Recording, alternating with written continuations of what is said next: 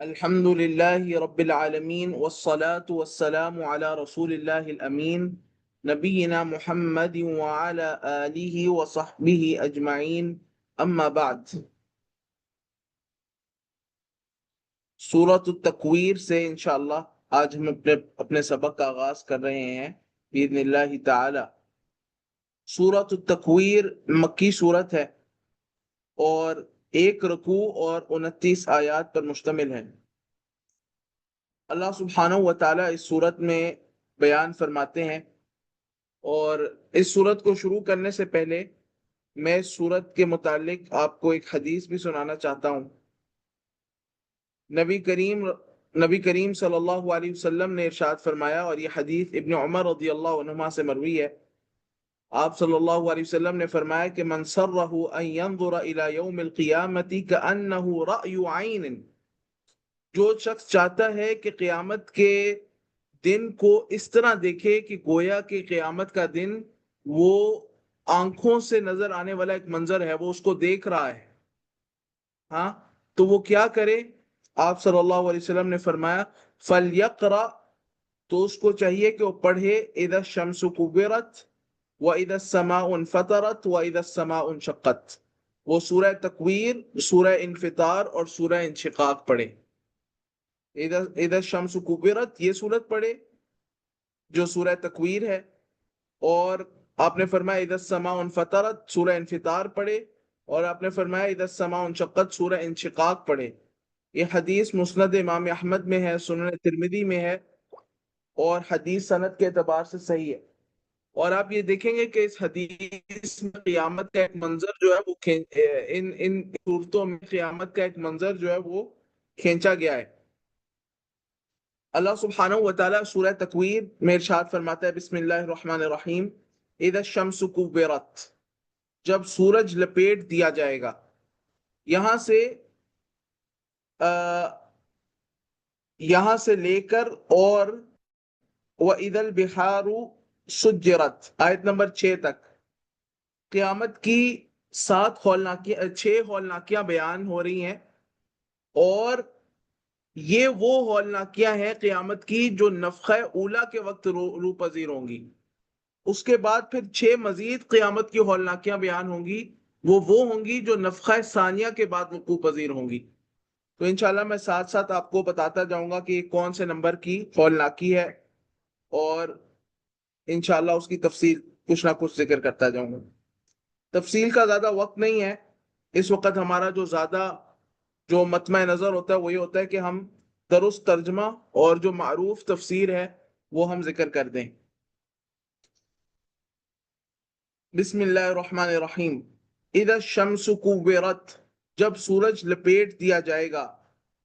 یہ نفخہ اولا کے وقت ہونے والی پہلی ہولناکی ہے کہ سورج کو، یہ جو اتنا بڑا سورج ہے، اس کو اللہ سبحانہ و تعالی لپیٹ دیں گے، یہ بے نور ہو جائے گا، اور اس کو حدیث میں اس بات کی وضاحت ہے کہ اس کو سمندروں میں پھینک دیا جائے گا۔ وَإِذَا النُّجُومُ انْكَدَرَتْ، اور دوسری ہولناکی یہ ہے کہ وَإِذَا النُّجُومُ انْكَدَرَتْ، اور جب ستارے جو ہیں انقدرت بے نور ہو جائیں گے، گدلے ہو جائیں گے۔ انقدر ينقدر انقدارا، اس کا معنی ہوتا ہے گدلا ہو جانا۔ تو مطلب یہ کہ ستارے بے نور ہو جائیں گے اور میلے ہو جائیں گے۔ اور تیسری ہولناکی یہ ہے کہ وَإِذَا الْجِبَالُ سُيِّرَتْ، اور جب پہاڑ چلا دیے جائیں گے، اور اس کی پوری تفصیل سورہ نبا میں آپ پڑھ چکے ہیں۔ میں نے کچھ ذکر کی تھی کہ اللہ سبحانہ و تعالی ان کو ملیا میٹ کر دے گا، ختم کر دے گا ان پہاڑوں کو۔ اور چوتھی ہولناکی ہوگی کہ وَإِذَا الْعِشَارُ عُطِّلَتْ، اور جب 10 ماہ کی حاملہ اونٹنیاں بیکار چھوڑ دی جائیں گی۔ العشار 10 ماہ کی حاملہ اونٹنیاں، جو گابن اونٹنیاں ہیں، جو بچہ جننے والی ہیں، یہ عرب کے ہاں ایک قیمتی مال تصور کیا جاتا ہے۔ تو جب 10 ماہ کی حاملہ اونٹنیاں بھی جو ہوں گی ان کو چھوڑ دیں گے، یعنی ان کی کوئی پرواہ نہیں کریں گے، قیمتی سے قیمتی مال ہوگا، مقصود یہ ہے کہ انسان اس کی کوئی پرواہ نہیں کرے گا۔ یہ ایسے ہی ہے جیسے دنیا کے اندر بھی آپ یہ دیکھتے ہیں کہ کہیں پر آپ موجود ہیں اور اللہ نہ کرے سیلاب آ گئے وہاں پر، تو آپ اپنی جان بچا کر بھاگتے ہیں، آپ اپنا قیمتی سے قیمتی سامان نہیں ساتھ لے کر جا سکتے، کسی کی بہت بڑی بڑی گاڑیاں کھڑی ہیں لیکن سیلاب آ گیا، وہ اپنی جان بچا لے، بڑی بات ہے۔ تو یہی صورتحال، اور اس سے کہیں زیادہ شدید صورتحال قیامت، جب قیامت قائم ہو رہی ہوگی اس وقت ہوگی۔ وَإِذَا الْعِشَارُ عُطِّلَتْ وَإِذَا الْوُحُوشُ حُشِرَتْ، اور جب وحشی جانور اکٹھے کیے جائیں گے۔ جو دنیا میں وحشی جانور ہیں یہ آپس میں ایک دوسرے سے بھاگتے ہیں، ہاں، یہ ایک دوسرے کے قریب نہیں آتے، ایک دوسرے سے بھاگتے ہیں، اور انسان بھی ان کے قریب نہیں جاتے، انسان بھی بھاگتے ہیں۔ لیکن قیامت کی ہولناکیاں ایسی ہوں گی کہ سارے وحشی جانور بھی سہمے ہوئے ہوں گے، وحشی سے وحشی درندہ جو جانور ہے وہ بھی سہما ہوا ہوگا، اور وہ ایک دوسرے کے قریب ہوں گے، اور ان کو احساس نہیں ہوگا کہ فلاں جانور کو تو ہم شکار کرتے ہیں، اس کو تو ہم مارتے ہیں اور یہ تو ہماری خوراک ہے، لیکن وہ اس کے قریب ہوں گے، گویا کہ وہ جو آپس میں ان کی جو ایک دوسرے کو کھاتے ہیں، وہ چیز جو وحشیت ہے، درندگیت ہے، وہ ختم ہو چکی ہوگی قیامت کی ہولناکی کے آگے۔ وَإِذَا الْوُحُوشُ حُشِرَتْ، اور چھٹی بات اللہ تعالیٰ نے فرمائی کہ وَإِذَا الْبِحَارُ سُجِّرَتْ، اور جب جو سمندر ہیں سجرت، بھڑکا دیے جائیں گے، یعنی جتنے بھی سمندر ہیں ان کو اللہ سبحانہ وتعالیٰ ایک یکجا کر دے گا، دنیا میں موجود سارے پانی کو، اور اس میں آگ جو ہے بھڑکا دی جائے گی، اور سورج بھی اس میں ڈال دیا جائے گا، وَلِعِيَاذُ بِاللَّهِ مِن ذَلِكَ، اور یہ جہنم کا حصہ بنے گا، جتنے بھی سمندر ہیں یہ جہنم کا حصہ بنیں گے۔ وَإِذَا الْبِحَارُ سُجِّرَتْ، اس کے بعد اب یہاں سے یعنی آیت نمبر 7 سے نفخہ ثانیہ کے بعد جو واقعات ہوں گے، جو قیامت کی ہولناکیاں ہیں، ان کا منظر اللہ سبحانہ وتعالی بیان فرما رہا ہے۔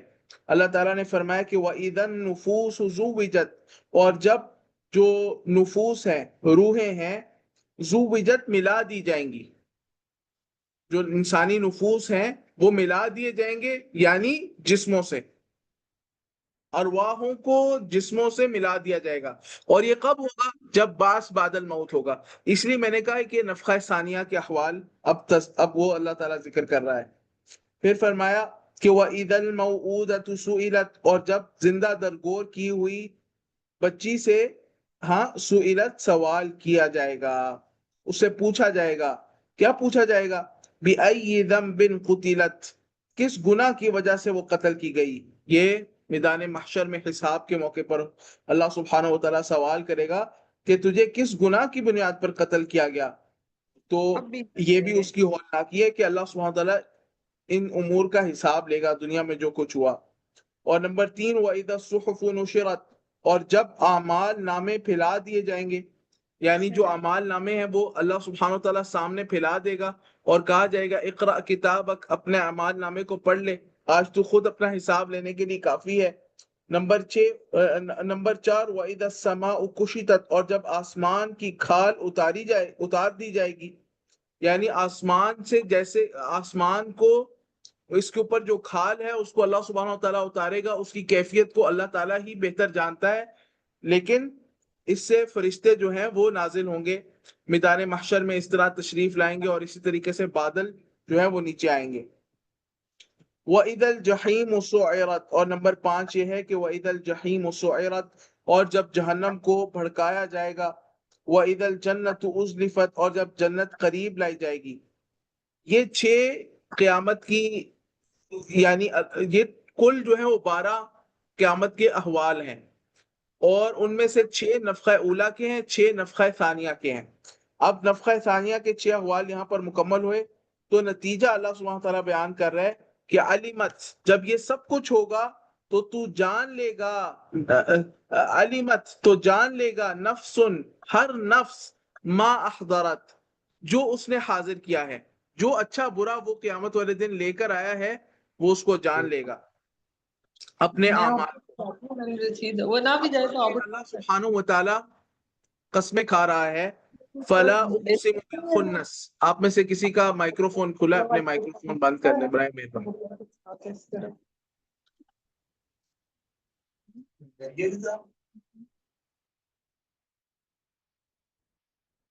تو اللہ سبحانہ و تعالیٰ ارشاد فرماتا ہے کہ فلا اقسم بالخنس، پس میں قسم کھاتا ہوں پیچھے ہٹنے والے، یعنی پیچھے ہٹنے والے ستارے کی۔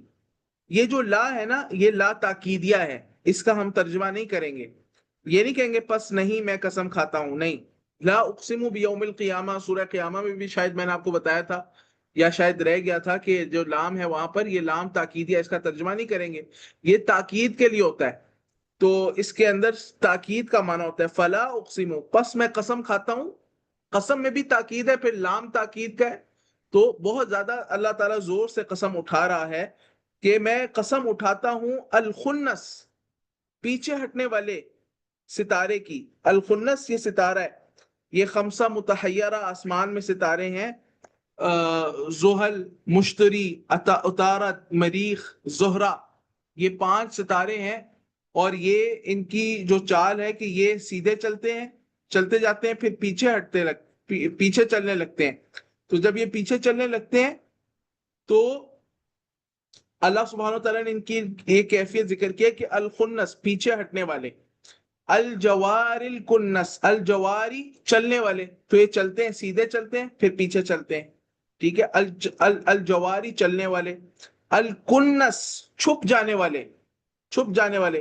ان کا بعض سفر ایسا ہوتا ہے کہ جس میں نظر نہیں آتے، بعض دفعہ یہ نظر آتے ہیں اور بعض دفعہ نظر نہیں آتے۔ تو یہ ان ستاروں کی، جو آسمان میں موجود ستارے ہیں، کہ کبھی وہ پیچھے ہٹتے ہیں، کبھی وہ سیدھا چلتے ہیں، کبھی وہ چھپ جاتے ہیں اور کبھی منظر میں آ جاتے ہیں۔ تو اللہ سبحانہ و تعالیٰ نے ان ستاروں کی قسم کھائی ہے۔ پھر اللہ تعالیٰ نے مزید قسم کھائی واللیل، اور رات کی، اذا عسعس، جب وہ چلی جاتی ہے، والصبح، اور صبح کی، اذا تنفس، جب وہ دم بھرتی ہے، سانس لیتی ہے، یعنی صبح جب آتی ہے، جب صبح طلوع ہو رہی ہوتی ہے، تو صبح روشن ہو رہی ہوتی ہے، تو اس کو اس کے سانس لینے سے تعبیر کیا ہے۔ اللہ سبحانہ و تعالیٰ نے ستاروں کی قسم کھائی، پھر رات کی، پھر دن کی، اور اس کا جواب قسم کیا ہے کہ انہ لقول رسول کریم، بلا شبہ یہ یعنی قرآن کریم، لقول البتہ قول ہے، بات ہے، رسول کریم، معزز رسول کی، معزز پیغمبر کی۔ رسول پیغام لانے والے کو کہا جاتا ہے، تو ایک بشری رسول ہے، وہ تو اللہ تعالیٰ کے انبیاء اور رسول علیہ السلام کا ایک پورا سلسلہ ہے جو اللہ تعالیٰ نے آدم علیہ السلام سے آخری نبی محمد رسول اللہ صلی اللہ علیہ وسلم تک ایک جاری فرمایا ہے۔ اور پہلے نبی آدم ہے اور پہلے رسول وہ نوح علیہ السلام ہے، اور آخری رسول اور آخری نبی وہ محمد رسول اللہ صلی اللہ علیہ وسلم ہے۔ تو لیکن یہاں پہ رسول سے مراد جو آسمانی رسول ہیں، یعنی کہ جو فرشتوں میں جو فرشتوں میں جن فرشتوں کو اللہ تعالیٰ نے رسول بنایا، پیغام لانے والا بنایا، اور یہاں پہ مراد جبریل امین علیہ الصلوۃ والسلام۔ تو یہ قرآن جو ہے یہ جبریل امین کی بات ہے، جبریل امین کی بات ہے، رسول کریم ان کی صفت یہاں پہ آئی ہے۔ تو قرآن تو اللہ کا کلام ہے، اللہ کی بات ہے، تو یہاں پر اضافت ہو رہی ہے بے اعتبار نقل کے، یعنی جبریل امین اس بات کو نبی کریم صلی اللہ علیہ وسلم کی طرف لے کر آنے والے ہیں، منتقل کرنے والے ہیں، ہاں، یعنی آپ واسطہ تنزیل ہیں، آپ واسطہ تنزیل ہیں، واسطہ نزول ہیں۔ تو یہاں پر ان کے اوصاف بھی ذکر ہو رہے ہیں۔ رسول، پہلا وصف کیا ہے؟ رسول ہیں۔ دوسرا وصف کیا ہے؟ کریم ہے، عزت والے ہیں، بڑے مکرم ہیں۔ تیسرا وصف کیا ہے؟ ذی قوت، جو قوت والا ہے، طاقت والا ہے، ہاں، صاحب طاقت ہے۔ تو یہ جبریل امین علیہ الصلوۃ والسلام کا تیسرا وصف آ گیا۔ چوتھا وصف عند ذی العرش مکین، عرش والے کے نزدیک مکین ہے، صاحب بلند مرتبہ ہے، بلند مرتبہ والا ہے، بڑا مقام حاصل ہے عرش والے کے ہاں اس کو۔ یہ چوتھا وصف آ گیا۔ پانچواں وصف آ گیا مطاع ثم، مطاع، اطاعت کیا جاتا ہے، ثم، وہاں پر، یعنی آسمانوں میں۔ جبریل امین بڑے فرشتے ہیں، آسمانوں میں بھی ان کی اطاعت کی جاتی ہے، آسمانوں میں بھی ان کی اطاعت کی جاتی ہے۔ امین، اور انتہائی امانت دار ہیں، امانت والے ہیں۔ تو یہ جبریل امین علیہ الصلوۃ والسلام کے 6 اوصاف آ گئے۔ اب وہ ہستی، وہ مبارک ہستی جس پہ قرآن کریم نازل ہوا، ان کا وصف آ رہا ہے فرمایا وما صاحبکم بمجنون، اور نہیں ہے تمہارے ساتھی، تمہارے صاحب مجنون، مجنون دیوانہ، آپ کے ساتھی جو ہیں وہ بالکل بھی دیوانہ نہیں ہے نبی کریم صلی اللہ علیہ وسلم۔ وَلَقَدْ رَآهُ، اور دوسرا وصف یہ ہے کہ وَلَقَدْ رَآهُ، بلا شبہ اس نے دیکھا ہے اسے، یعنی نبی کریم صلی اللہ علیہ وسلم نے دیکھا ہے جبریل امین کو، بالافق المبین، کھلے کنارے میں، بالافق کنارے میں، یعنی آسمان کے کنارے میں، المبین کھلے، یعنی نبی کریم صلی اللہ علیہ وسلم نے جبریل امین علیہ الصلوۃ والسلام کو دیکھا تھا نا، ان کے 600 پر تھے، اور نبی صلی اللہ علیہ وسلم جو ہے وہ ان کو دیکھ کر ایک طرح خوف زدہ ہو گئے تھے۔ تو وما، یہی بات، اسی بات کا تذکرہ ہو رہا ہے کہ وَلَقَدْ رَآهُ بِالْأُفُقِ الْمُبِينِ۔ اور تیسرا وصف کیا ہے کہ وما هو علی الغیب بضنین، اور وہ نبی کریم صلی اللہ علیہ وسلم غیب کی باتوں پر بخیل نہیں ہے، وہی بتانے میں بخل سے کام نہیں لیتے، وہی جیسی آتی ہے پہنچا دیتے ہیں نبی کریم صلی اللہ علیہ وسلم۔ یہ در حقیقت نفی کہانت بھی ہے۔ جو کاہن لوگ ہوتے تھے پہلے زمانے میں، وہ غیب کی خبریں بتاتے تھے، لیکن بتانے میں بڑا بخل سے کام لیتے تھے، یہ کرو، یہ کرو، یہ کرو، فلانی چیز کا انڈا لے کر آؤ، اس کی کھال لے کر آؤ، اس کا گوشت لے کر آؤ، ہم یہ کریں گے، ہم وہ کریں گے، فلاں جگہ جا کر ذبح کریں گے، پھر جا کے تمہیں بات بتائیں گے، اور پھر وہ بھی پیسے بٹورنے کا ان کا ایک طریقہ ہوتا ہے۔ اور آج کل بھی کاہن، جادوگر، یہ سارے یہی چیز کرتے ہیں کہ سب سے پہلے آپ کو کہتے ہیں کہ آپ کا جو کام ہے وہ تب ہوگا جب یہ اور یہ اور یہ اور یہ چیزیں آپ لے کر آئیں گے۔ اب یہ اور یہ اور یہ چیزیں جو بتاتے ہیں، وہ چیزیں لانا بڑا مشکل ہے، تو وہ بندہ کہتا ہے کہ مجھے تو نہیں مل سکی، چلیں آپ لے آئیں، وہ کہتا ہے کہ یہ چیزیں، پھر وہ جادوگر یہ کہے گا، کاہن یہ کہے گا کہ یہ چیزیں جو آپ نے لانی ہے نا، چلیں ٹھیک ہے، میں اس کو ان کا بندوبست کر لیتا ہوں، لیکن یہ چیزیں جو ہے نا، فرض کر لیں یہ چیزیں 1,00,000 روپے کی آئیں گی، تو چلیں ٹھیک ہے، آپ میرے سے کروا رہے ہیں تو میں آپ کے لیے یہ 20,000 میں کر دوں گا۔ تو یہ اس کا طریقہ ہوتا ہے کہ 20,000 جو ہے وہ آپ سے لوٹے گا۔ تو آج کل بھی کاہن اور جادو، یہ تو میں نے بہت معمولی رقم بتائی ہے، بہت بڑی بڑی رقوم وہ اس مد میں وصول کرتے ہیں، لوگوں کو لوٹتے ہیں۔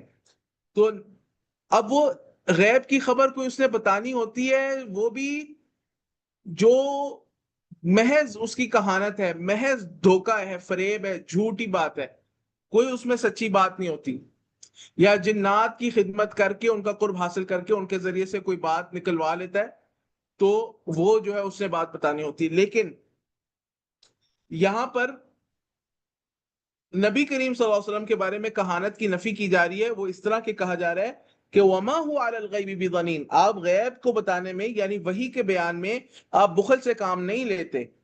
وما هو بقول شیطان الرجیم، اور جو کاہن کی بات ہوتی ہے وہ تو شیطان اس کو القاء کرتا ہے۔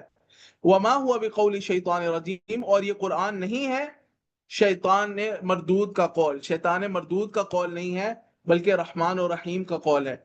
اور اب قرآن کریم کی صفات کا تذکرہ ہو گیا، تو دیکھیں کتنا پیارا جو ہے وہ ربط ہے کہ پہلے صاحب جو واسطہ تنزیل تھا، جو نزول کا واسطہ ہے، اس کے اوصاف کا تذکرہ کیا، جبریل امین کے تقریباً 6 اوصاف بیان کیے، پھر قرآن کریم جن پر نازل ہوا ان کے اوصاف کا تذکرہ ہے کہ وما صاحبکم بمجنون ولقد رآہ بالافق المبین وما هو علی الغیب بضنین۔ اب منزل جو کتاب نازل ہوئی ہے اس کے اوصاف کا تذکرہ ہو رہا ہے کہ وما هو بقول شیطان الرجیم، یہ شیطان مردود کا قول نہیں ہے۔ فأین تذهبون، یہ ڈانٹ ہے، پھر کہاں تم جاتے ہو، جب اتنی زبردست کتاب تمہارے پاس موجود ہے جو ہدایت کا سرچشمہ ہے، اس کو چھوڑ کے تم کہاں جاتے ہو۔ پھر قرآن کی طرف ترغیب دلائی اور اس کے اوصاف کا تذکرہ بھی کیا ساتھ ساتھ۔ ان ہوا الا ذکر للعالمین، یہ نہیں ہے مگر، یعنی یہ جو قرآن ہے نہیں ہے مگر نصیحت تمام جہان والوں کے لیے، لیکن اس سے نصیحت اٹھانے والے وہی ہیں جن کے اندر انابت پائی جاتی ہے، اس لیے فرمایا لمن شاء منکم، اس شخص کے لیے نصیحت ہے جو تم میں سے چاہے ان یستقیم، کہ وہ سیدھی راہ چلے، جو سیدھا چلنا چاہتا ہے وہ قرآن سے نصیحت اٹھا لے گا، یعنی وَيَهْدِي إِلَيْهِ مَنْ أَنَابَ، اللہ تعالیٰ اپنے راستے کی طرف ہدایت دیتا ہے اس کو جس میں انابت پائی جاتی ہے، جو حق کا متلاشی ہوتا ہے۔ وَمَا تَشَاءُونَ إِلَّا أَن يَشَاءَ اللَّهُ، جب بندے کی مشیت کی بات آئی تو اللہ تعالیٰ نے مشیت کے بارے میں ایک قاعدہ بھی بتا دیا کہ انسان کی مشیت وہ اللہ تعالیٰ کی مشیت کے تابع ہے. فرمایا کہ وما تشاؤون، اور تم نہیں چاہ سکتے الا ان یشاء اللہ، مگر یہ کہ اللہ چاہے، رب العالمین، جو رب ہے تمام جہانوں کا. یہ سورۃ التکویر تھی. اب اس کے بعد آتی ہے سورہ انفطار، یہ بھی پڑھتے ہیں. اللہ سبحانہ و تعالیٰ نے سورہ انفطار میں بھی قیامت کے احوال کا ہی تذکرہ کیا ہے، اور یہ ساری صورتیں قیامت سے متعلق ہیں. سورہ انفطار بھی مکی صورت ہے، اس کے اندر 1 رکوع ہے اور 19 آیات ہیں. اللہ سبحانہ و تعالیٰ ارشاد فرماتا ہے، بسم اللہ الرحمن الرحیم، اذا السماء انفطرت، جب آسمان پھٹ جائے گا. یہ قیامت، یہ نفخہ اولا کے وقت جو واقعات رونما ہوں گے ان کا تذکرہ ہے. اذا السماء انفطرت، جب جبریل امین پہلی دفعہ سور میں پھونکیں گے تو کیا ہوگا؟ آسمان پھٹ جائے گا. اذا السماء انفطرت واذا الكواكب انتثرت، اور جب تارے بکھر جائیں گے. واذا البحار فجرت، اور جب سمندر پھاڑ دیے جائیں گے. اب اس کے بعد نفخہ ثانیہ کے وقت کیا ہوگا اس میں سے ایک چیز کا بیان ہے. وَإِذَا الْقُبُورُ بُعْثِرَتْ، اور جب قبریں اکھیڑ دی جائیں گی، یعنی قبروں میں سے جو قبروں میں موجود لوگ ہیں وہ نکل آئیں گے. اس وقت کیا ہوگا؟ علمت نفس، تو جان لے گا ہر نفس، ما قدمت، اس نے آگے کیا بھیجا، جو ما قدمت، جو کچھ اس نے آگے بھیجا، وَأَخَّرَتْ، اور جو پیچھے چھوڑا. جو آگے برائیاں یا اچھے اعمال وہ آگے بھیج دیے وہ بھی جان لے گا، اور جو برائیاں اور اچھے اعمال پیچھے چھوڑ آیا، یعنی جن کا جو ثواب ان کو بعد میں، اس کے مرنے کے بعد ان کو ملتا رہا، وہ بھی وہاں پر اس کو نظر آ جائے گا، وہ بھی پا لے گا. ثواب یا گناہ دونوں ہو سکتے ہیں. اس کے بعد ڈانٹ ہے ناشکر انسان کو. یا ایوہ الانسان، اے انسان، اے ناشکر انسان. یہاں پہ کفران نعمت کرنے والا انسان مراد ہے. اے کفران نعمت کرنے والے انسان، ما غرکا، کس چیز نے دھوکے میں ڈال دیا تجھے، بربک الکریم، اپنے رب کریم سے. تیرے رب کریم کی بابت کس چیز نے تجھے دھوکے میں ڈال دیا. اب یہاں پر اللہ رب العالمین کے اوصاف کا بھی بیان آ رہا ہے.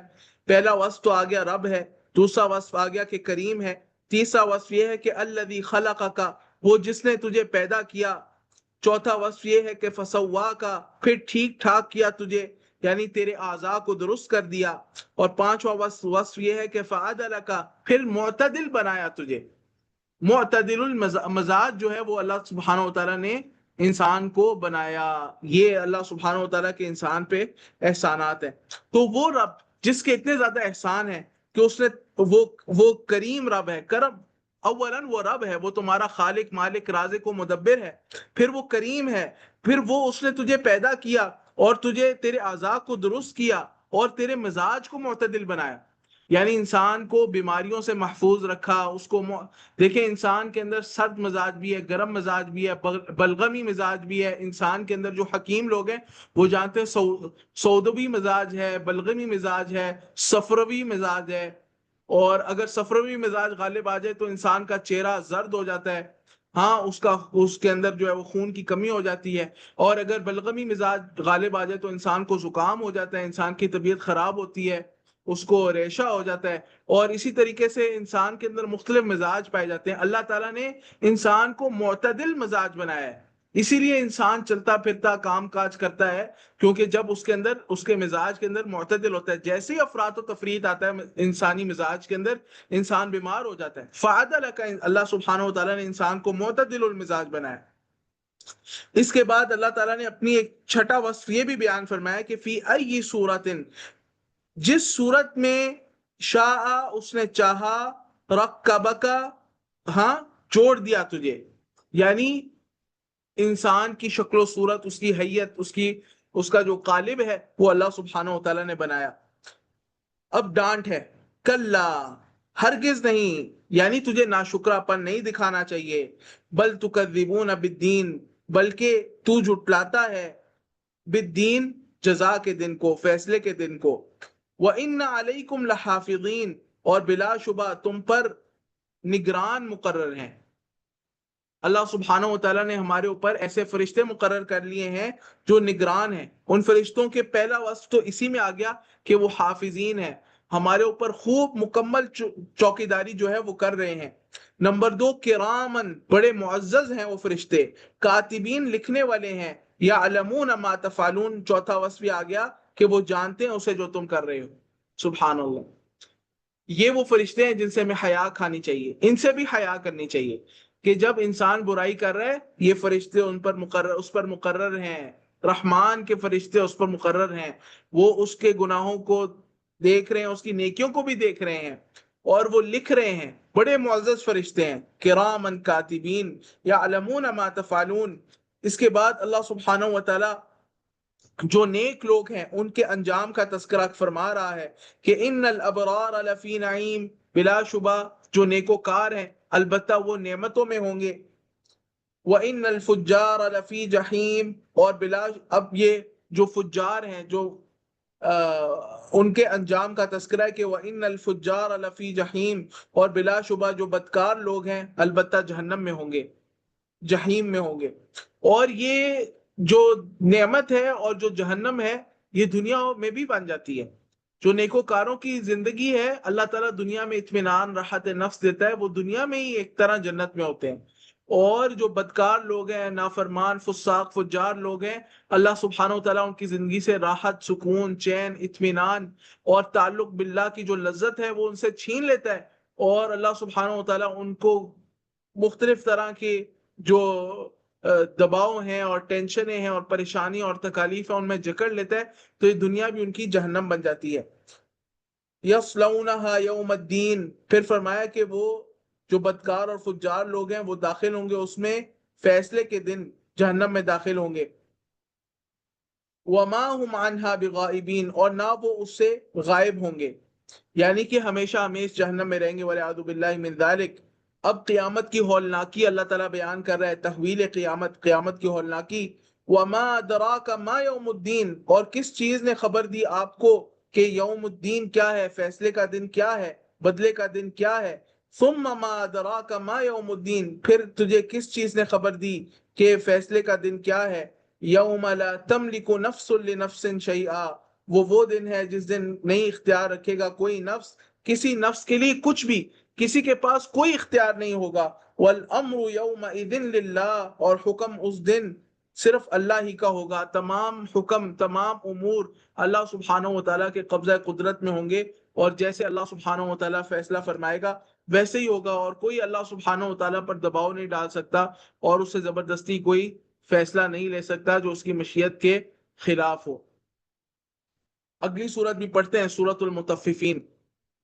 اللہ سبحانہ و تعالیٰ ارشاد فرماتا ہے، یہ سورت بھی مکی سورت ہے اور اس کے اندر ایک رکوع اور 36 آیات ہیں.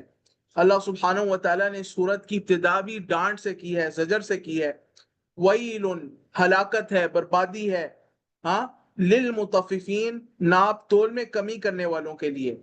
پھر ناپ تول میں کمی کرنے والے کرتے کیا ہیں، کیسے ناپ تول میں کمی کرتے ہیں، اس کا اللہ سبحانہ و تعالیٰ آگے تذکرہ کر رہا ہے. اس کو صفت کاشفہ کہا جاتا ہے، یعنی مطففین ہیں کون، ان کی صفت کیا ہے، وہ اللہ تعالیٰ بیان کر رہا ہے. خود ہی تفسیر آ رہی ہے، الذین اذا اکتالوا علی الناس یستوفون، وہ لوگ کہ جب وہ ناپ کر لیتے ہیں یا ماپ کر لیتے ہیں، علی الناس، لوگوں سے، یستوفون تو پورا لیتے ہیں. جب لوگوں سے اپنا حق وصول کرنے کی باری آتی ہے تو اپنا حق پورا وصول کرتے ہیں. وَإِذَا كَالُوهُمْ أَوْ وَزَنُوهُمْ، اور جب لوگوں کو ماپ کر دیتے ہیں یا تول کر دیتے ہیں، يُخْسِرُونَ، تو کمی کر دیتے ہیں. اپنا حق لینے میں پورا لیتے ہیں. مثال کے طور پر آپ کسی دودھ والے سے دودھ لے رہے ہیں، تو اگر وہ آپ کو کہتا ہے کہ میں آپ کو 1 کلو دودھ دوں گا، تو 1 کلو دودھ، ہاں، آپ سے پیسے 1 کلو دودھ کے لیتا ہے، اور آپ کو جو ہے وہ 1 کلو دودھ سے کچھ کم دیتا ہے، لیٹر میں دیتا ہے مثال کے طور پر، تو اس نے کم کر دیا. تو یہ جو ہے یہ ناپ تول میں کمی کرنا ہے. وَيْلٌ لِّلْمُطَفِّفِينَ، یہ مطففین میں سے یہ میں داخل ہے. اور یہ صرف خرید و فروخت، لین دین کے معاملات میں نہیں ہے، بلکہ حقوق و فرائض میں بھی یہ چیز آ جاتی ہے. اصلاً تو یہ اس میں ہے، لیکن حقوق و فرائض میں بھی آ جاتی ہے کہ اپنا حق لینا ہے تو پورا پورا لینا ہے، اور دوسرا کا حق دینے کی باری آئے تو اس میں کمی اور کوتاہی کرنی ہے۔ اپنی جو آفس سے اجرت لینی ہے، تنخواہ لینی ہے، تو آپ نے کہنا ہے کہ مجھے زیادہ سے زیادہ ملے، لیکن جب دوسروں کو دینے کی باری آئے، جب اپنے ملازمین کو تنخواہ دینے کی باری آئے، تو ان کے لیے جو ہے ان کی تنخواہ میں ناجائز طریقے سے کٹوتی کر لینا، ان کا حق مار لینا، یہ بھی اس میں داخل ہے۔ وَيْلٌ لِّلْمُطَفِّفِينَ الَّذِينَ إِذَا اكْتَالُوا عَلَى النَّاسِ يَسْتَوْفُونَ وَإِذَا كَالُوهُمْ أَوْ وَزَنُوهُمْ يُخْسِرُونَ۔ اس کے بعد اللہ سبحانہ و تعالیٰ فرما رہا ہے أَلَا يَظُنُّ أُولَٰئِكَ أَنَّهُم مَّبْعُوثُونَ، کیا گمان نہیں کرتے؟ یہاں پر ظن جو ہے یقین کے معنی میں ہے، کیونکہ اس کے بعد انا آ رہا ہے۔ کیا یقین نہیں رکھتے اولئک یہ لوگ انہم مبعوثون کہ یہ قبروں سے اٹھائے جائیں گے، ان کو بھی قبروں سے اٹھایا جائے گا، لیوم عظیم، اس عظیم دن کے لیے، اس عظیم دن کے لیے۔ وہ کون سا عظیم دن ہے؟ یوم یقوم الناس لرب العالمین، جس دن تمام لوگ رب العالمین کے سامنے اس کے روبرو پیش ہوں گے حساب کے لیے۔ اس کے بعد اللہ سبحانہ و تعالیٰ فرماتا ہے یعنی اگر ان کو واقعتاً حساب پر یقین ہوتا، اس بات کا یقین ہوتا کہ ہم نے ایک دن رب العالمین کے روبرو پیش ہونا ہے، اپنا حساب دینا ہے، تو دنیا میں ناپ تول میں کمی نہ کرتے، حقوق و فرائض کے پیمانے الگ الگ نہ بناتے۔ اس کے بعد اللہ سبحانہ و تعالیٰ فرما رہا ہے کلا، ہرگز نہیں، ان کو ایسا نہیں کرنا چاہیے، ڈانٹ ہے۔ ان کتاب الفجار لفی سجین، البتہ نامہ اعمال فاجروں کا، کتاب سے مراد ہے نامہ اعمال، جو فاجر لوگ ہیں، فساق ہیں، نافرمان ہیں، بدکردار ہیں، ان کے جو نامہ اعمال ہے لفی سجین، البتہ سجین میں ہے۔ پھر اللہ تعالیٰ فرماتا ہے وما ادراک ما سجین، اور تم کیا جانو، کس چیز نے تمہیں خبر دی ہے کہ ما سجین، سجین کیا ہے؟ سجین کے بارے میں پھر فرمایا کتاب مرقوم، ایک کتاب ہے لکھی ہوئی، یہ ایسی کتاب ہے سجین جس میں بدکردار جو جہنمی لوگ ہیں ان کے ناموں کو اور ان کے اعمال نامے کو وہاں پر رکھا گیا ہے۔ یعنی آپ یہ سمجھ لیں ایک بڑی کتاب ہے، اس کتاب کے اندر مختلف دفاتر ہیں، تو ہر بد کردار کا جو جہنمی آدمی ہے اس کا جو دفتر ہے وہ سجین کے اندر اس کا ریکارڈ جو ہے محفوظ ہوتا ہے۔ وَيْلٌ يَوْمَئِذٍ لِّلْمُكَذِّبِينَ، ہلاکت ہے، بربادی ہے، تباہی ہے اس دن جھٹلانے والوں کے لیے۔ اب مکذبین کون ہیں؟ ان کی صفت اللہ تعالیٰ بیان فرما رہا ہے الذین یکذبون بیوم الدین، مکذبین وہ لوگ ہیں جو کہ جھٹلاتے ہیں فیصلے کے دن کو، جزا کے دن کو، وہ نہیں مانتے آخرت کو۔ وما یکذب بہ، اب جو فیصلے کے دن کو جھٹلانے والے لوگ ہیں ان کی صفت کیا ہوتی ہے؟ اللہ تعالیٰ نے ان کے 3 اوصاف بیان کیے ہیں، آپ گن سکتے ہیں۔ اللہ تعالیٰ نے فرمایا کہ الذین، فرمایا کہ وما یکذب بہ، اور نہیں جھٹلاتا اسے یعنی فیصلے کے دن کو، الا کل معتد اثیم، مگر ہر حد سے گزر جانے والا، اثیم گناہگار۔ پہلا وصف کیا ہے؟ جو حد سے گزر جاتا ہے وہ فیصلے کے دن کو جھٹلاتا ہے۔ آپ دیکھیں گے دنیا کے اندر جو بندہ اللہ تعالیٰ کی حدود سے بغاوت کرتا ہے، تجاوز کرتا ہے، دین کی کوئی پابندی نہیں کرتا، وہ فیصلے کے دن کو بھی جھٹلاتا ہوگا۔ اور اثیم، جو گناہوں میں انتہائی بڑھ جائے، ایسے آدمی کو اثیم کہا جاتا ہے، انتہائی خطا کار، گناہگار۔ اور نمبر 3، اذا تتلی علیہ آیاتنا، جب اس پر تلاوت کی جاتی ہیں ہماری آیات، قالا، تو وہ تکذیب کرتے ہوئے کہتا ہے اساطیر الاولین، اس کا استہزاء اور مذاق اڑاتے ہوئے، تکذیب کرتے ہوئے، اپنے عناد اور بغض کو ظاہر کرتے ہوئے یہ کہتا ہے اساطیر الاولین، یہ پچھلے لوگوں کی کہانیاں ہیں، یہ پچھلے لوگوں کی باتیں ہیں، پچھلے لوگوں کی کہانیاں ہیں، والعیاذ باللہ من ذالک۔ پھر اللہ تعالیٰ کی طرف سے ڈانٹ ہے کہ کلا، ہرگز نہیں، ان کو تکذیب نہیں کرنی چاہیے۔ اب اللہ سبحانہ وتعالی اس کے بعد اصل مرض بیان فرما رہا ہے بل ران علی قلوبہم، بلکہ اصل مرض کیا ہے کہ ران علی قلوبہم، زنگ لگ گیا ہے، علی قلوبہم، ان کے دلوں پر۔ کیوں زنگ لگا ہے؟ ما کانوا یکسبون، ہاں، یا اب یوں کہہ لیں کہ ران علی قلوبہم ما کانوا یکسبون، ان کے دلوں پر زنگ لگا دیا ہے۔ کس چیز نے زنگ لگایا ہے؟ ما کانوا یکسبون، زنگ لگایا ہے اس نے جو وہ تھے کماتے، ان کے اعمال نے زنگ لگایا، بدعمالیوں نے دل کو سیاہ کر دیا ہے، اب دل کے اندر حق کو قبول کرنے کی طاقت ہی نہیں باقی رہ گئی، اس لیے تکذیب کرتے ہیں۔ کلا، ہرگز نہیں۔ اب اللہ سبحانہ یہاں پر جو کلا ہے نا، اس کو آپ حقن کے معنی میں لے لیں، اس کلا کو حقن کے معنی میں لے لیں، یعنی ترجمہ کیسے کریں گے کلا کا؟ پختہ بات ہے، یقینی بات ہے کہ انہم عن ربہم، بلا شبہ یہ کفار، عن ربہم اپنے رب سے، یوم دن اس دن، لمحجوبون البتہ حجاب میں رکھے جائیں گے۔ کتنا بڑا نقصان ہے، کتنی بڑا جو ہے وہ محرومی ہے کہ اللہ سبحانہ و تعالیٰ کے چہرے انور کے دیدار سے محروم ہو جائیں گے۔ ثم انہم لصال الجحیم، اور آپ یہ دیکھیں کہ اس دیدار سے محرومی کو جہنم میں داخلے سے پہلے ذکر فرمایا، یعنی جہنم میں داخلہ بھی بہت بڑا جو ہے وہ عذاب ہے، لیکن اس سے بھی بڑا عذاب یہ ہے کہ اللہ رب العالمین اپنے خالق، اپنے مالک، اپنے رازق، اپنے جس نے ان کو پالا، ان کو رزق فراہم کیا، ان کو ہر چیز دی، اس ذات جو اپنے بندوں سے انتہائی محبت کرنے والی ذات ہے، اس ذات کے دیدار سے محروم ہو جائیں گے۔ ثم انہم لصال الجحیم، پھر بلا شبہ وہ ضرور داخل ہوں گے جہنم میں۔ ثم یقال، پھر ان کو کہا جائے گا، ھذا الذی کنتم بہ تکذبون، یہ وہ آگ ہے جسے تم جھٹلاتے تھے، یعنی دنیا میں۔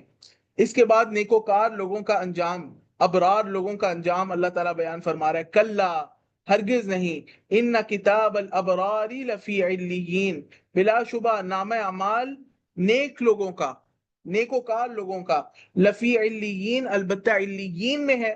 وما ادراک ما علیون، اور تجھے کس چیز نے خبر دی کہ علیون کیا ہے؟ کتاب مرقوم، وہ ایک لکھی ہوئی کتاب ہے، یعنی ایک ایسی کتاب ہے جس میں نیکوکار لوگوں کے جو نام ہیں اور ان کے جو نام اعمال ہیں وہ وہاں پہ مندرج ہیں۔ یشہدہ المقربون، وہ جو کتاب ہے، یشہدہ، اس کے اوپر حاضر ہوتے ہیں، المقربون، مقرب فرشتے، یعنی مقرب فرشتے اس کے ارد گرد موجود ہوتے ہیں۔ اس کے بعد فرمایا ان الابرار لفی نعیم، بلا شبہ نیکوکار لوگ البتہ نعمتوں میں ہوں گے، جنتوں میں ہوں گے۔ علی الارائک ینظرون، اب جنت کی نعمتوں کی تفصیل آگے آ رہی ہے۔ پہلی نعمت علی الارائک، مسہریوں پر بیٹھے ہوں گے، صوفوں پر بیٹھے ہوں گے، مسندوں پر بیٹھے ہوں گے۔ دوسری نعمت ینظرون، اللہ تعالیٰ کی تخلیق کے عجائبات کو دیکھ رہے ہوں گے۔ نمبر 3، تعرف فی وجوہہم نضرۃ النعیم، تو پہچانے گا ان کے چہروں میں نعمتوں کی تازگی، نضرۃ النعیم، نعمتوں کی تازگی۔ جب انسان نعمتوں میں ہوتا ہے نا تو اس کے چہرے پہ ایک عجیب طرح کی تازگی ہوتی ہے۔ آج بھی آپ دیکھ لیں کہ جو دنیا کے اندر ایک بندہ ہے جو بڑی مصیبتوں میں ہے، آزمائشوں میں ہے، تکلیفوں میں ہے، اس کا چہرے پہ سے رنگ اس کا اڑا ہوا ہوگا، اس کا برا حال ہوگا، اس کا چہرہ ہی اس کی زندگی کی حالت کی عکاسی کر رہا ہوگا۔ اور ایک شخص ہے جو مالدار ہے، اس کے پاس اچھی خوراک ہے، اچھی پوشاک ہے، اچھا رہن سہن ہے، اور اے سی ہے، اور سب کچھ اس کے پاس، جو ضروریات بلکہ جو کمالیات ہیں، جو لگژریز ہے دنیا کی، وہ ساری اس کے پاس موجود ہیں۔ تو اس لگژری کی وجہ سے اس کے اندر، اس کے چہرے پر ایک خاص قسم کی تر و تازگی ہوگی، ایک فریشنس ہوگی۔ تو جنت کی جو نعمتیں ہیں ان کی تر و تازگی جو ہے وہ جنتیوں کے چہروں پر نظر آ رہی ہوگی۔ تعرف فی وجوہہم نضرۃ النعیم، آپ پہچانیں گے ان کے چہروں میں تازگی نعمت کی۔ یسقون، اور چوتھی صفت کیا ہے؟ یسقون من رحیق مختوم، وہ پلائے جائیں گے من رحیق، رحیق خالص شراب کو کہا جاتا ہے، خالص شراب سے، مختوم جس پر مہر لگی ہوگی، مہر لگی خالص شراب سے وہ شراب پلائے جائیں گے۔ اب اس کا ذائقہ کیا ہے وہ تو جنت میں جا کر ہی پتا چلے گا، اللہ سبحانہ و تعالی ہم سب کو لے کر جائے، لیکن مختوم، اس پر مہر لگی ہوگی۔ اور یہ دنیا کے اندر بھی آپ دیکھیں، ہمارے پاس جو جس طرح مختلف بوٹلز ہیں ان کے اوپر سیل لگا ہوتا ہے، ہم اس کو کھولتے ہیں، ہے نا؟ تو اسی طریقے سے اس شراب کی جو بوتل ہوگی اس پر بھی سیل لگا ہوگا، مختوم، مہر لگی ہوگی، اور وہ مہر کیسی ہوگی؟ ختامہ مسک، اس کی مہر کستوری کی ہوگی۔ اب اس کی کیفیت کیا ہوگی؟ واللہ اعلم، اللہ اس کیفیت کو بہتر جانتا ہے، اور قیامت میں انشاءاللہ جنت میں داخل ہو کر ہم بھی دیکھیں گے انشاءاللہ باذن اللہ تعالی، اللہ تعالیٰ کی توفیق سے۔ ختامہ مسک، اس کی مہر ہوگی کستوری کی، مشک کی۔ وفی ذلک فلیتنافس المتنافسون، اور اسی میں پس چاہیے کہ رغبت کریں رغبت کرنے والے، یعنی یہ جو جنت کے انعامات ہیں ان میں رغبت رکھیں۔ یہاں پر ان لوگوں کا بھی رد ہو جاتا ہے، وہ ان صوفیاء کا جو یہ کہتے ہیں کہ عبادت جنت کی طلب میں اور جہنم سے کے ڈر میں نہ کرو۔ نہیں نہیں، قرآن کہہ رہے وفی ذلک فلیتنافس المتنافسون، رغبت رکھنے والوں کو ان امور میں رغبت رکھنی چاہیے۔ ومزاجہ من تسنیم، اور اس کی ملاوٹ ہوگی تسنیم سے۔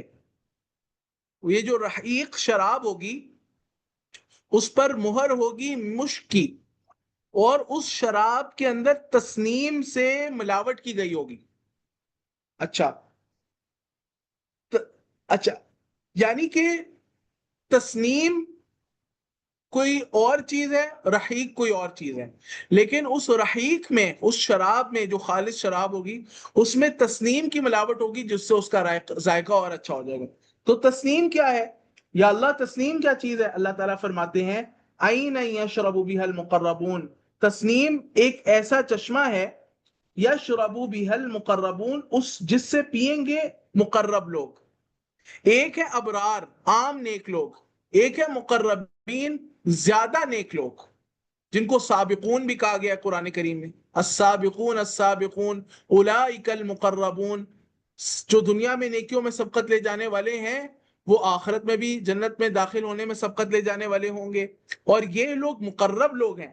تو جو مقرب لوگ ہوں گے، جو عام نیک لوگوں سے، جنتی عوام سے بڑھ کر وی آئی پی نیک ہوں گے، ایسے جو لوگ ہوں گے وہ رحیق سے نہیں پئیں گے بلکہ وہ تسنیم سے پئیں گے۔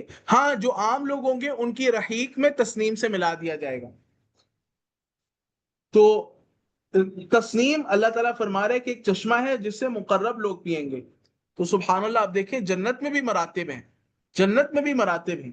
اور پھر فرمایا کہ اب مشرکین کو زجر ہے، ڈانٹ ہے کہ جو اہل ایمان کا ان کی بظاہر دنیاوی سٹیٹس کا کم ہونے کی وجہ سے، ان کے فقر و فاقہ کی وجہ سے اور دین کی وجہ سے ان کا مذاق اڑاتے تھے، اور دیندار لوگوں کا مذاق جو اڑانا ہے بہت خطرناک چیز ہے، یہ مشرکین کا طریقہ ہے، یہ مسلمانوں کا طریقہ نہیں ہے کہ وہ دیندار لوگوں کا مذاق اڑاتے ہیں۔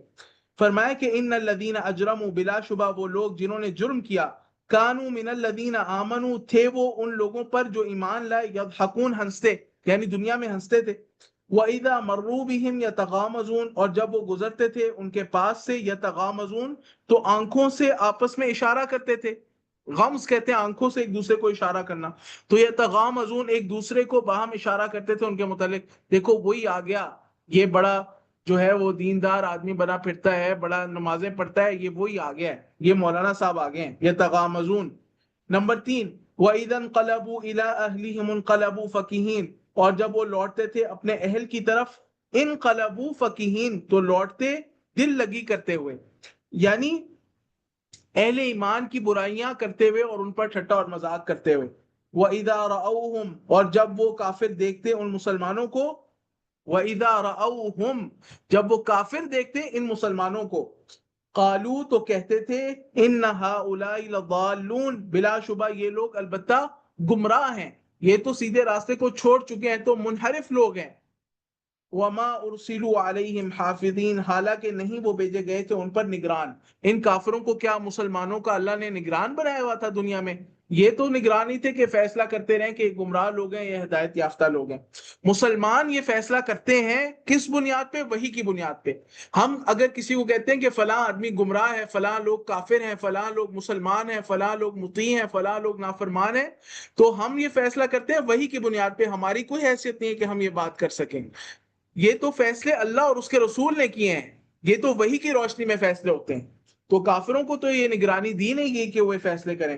وما ارسلوا علیہم حافظین، پھر اللہ تعالیٰ فرماتا ہے اس تحقیر کا نتیجہ کیا نکل رہا ہے، وہ اللہ تعالیٰ بیان فرما رہا ہے کہ فَالْيَوْمَ الَّذِينَ آمَنُوا مِنَ الْكُفَّارِ يَضْحَكُونَ، چنانچہ آج جنت میں الذین آمنوا وہ لوگ جو ایمان لائے من الکفار کافروں پر، کافروں کے متعلق یضحکون وہ ہنس رہے ہوں گے، وہ کافروں کا مذاق اڑائیں گے، علی الارائک اپنی مسہریوں پر، اپنی مسندوں پر بیٹھے ہوں گے، ینظرون دیکھ رہے ہوں گے ان کو عذاب میں، اور اس سے اہل ایمان کے سینے ٹھنڈے ہو رہے ہوں گے کہ یہ وہی کافر تھے جو دنیا میں ہمارا مذاق اڑاتے تھے، ہمیں ہمارا استہزاء کرتے تھے یا ہمیں سزائیں دیتے تھے، ہمیں عبرت کا نشان بنانے کی کوشش کرتے تھے، آج دیکھو کیسے اللہ سبحانہ و تعالیٰ ان کو عذاب دے رہا ہے، پھر اہل ایمان ان پر ہنسیں گے۔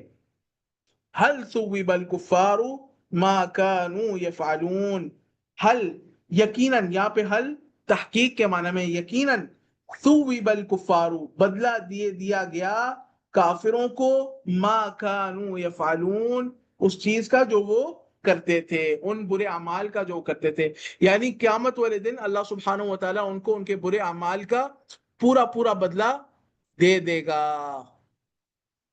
تو اللہ سبحانہ و تعالیٰ ہمیں قرآن کریم پر عمل کرنے کی توفیق دے، اللہ سبحانہ و تعالیٰ اسے ہمارے زندگی کے اندر تبدیلی لانے والی کتاب بنا دے، اور ہمارے سب و روز جو شب و روز ہیں وہ تبدیل ہو جائیں، ان کے اندر قرآن کی وجہ سے تبدیلی آئے، اور ہم اللہ سبحانہ و تعالیٰ کی اطاعت کرنے والے بن جائیں، اس کی نافرمانی سے بچنے والے بن جائیں۔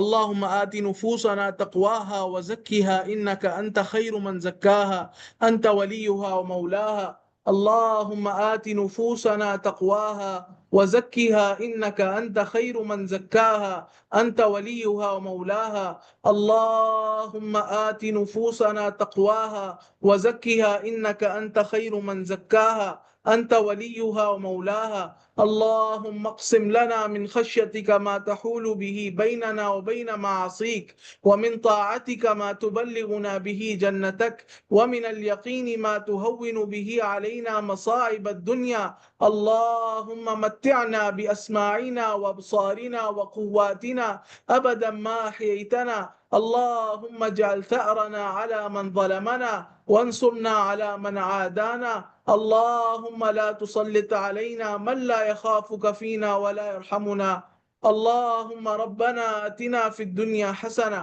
وفي الآخرة حسنة وقنا عذاب النار، وآخر دعوانا أن الحمد لله رب العالمين، وصلى الله وسلم على نبينا محمد۔